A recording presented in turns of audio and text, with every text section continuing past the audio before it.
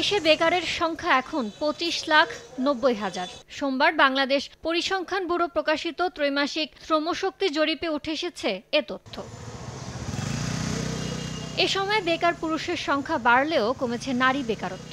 2024 সালের জানুয়ারি থেকে মার্চ মাসে আগের বছরের একই সময়ের তুলনায় বেকার পুরুষের সংখ্যা 2% বেড়ে দাঁড়িয়েছে 17,40,000-এ। একই সময়ে বেকার নারীর সংখ্যা 3% কমে 8.5 লাখে দাঁড়িয়েছে। যারা 7 দিনের মধ্যে মজুরির বিনিময়ে 1 ঘন্টা কাজ করার সুযোগ পাননি এবং গত 1 মাস ধরে কাজ প্রত্যাশী ছিলেন, তাদেরকে বেকার হিসেবে গণ্য করেছে বিবিএস। 1, 2, 3 ঢাকায় জমি জিতে নিন 100% ক্যাশব্যাক সহ 20 কোটি টাকার পুরস্কার। বিবিএস এর তথ্য বলছে, শ্রমশক্তিতে এখন 7,37,50,000 নারী পুরুষ আছেন।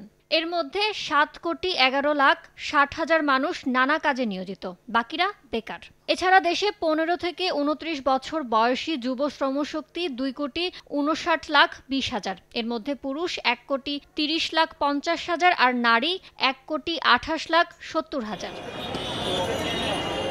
ইয়ানুর শিফাত, সময় সংবাদ, ঢাকা।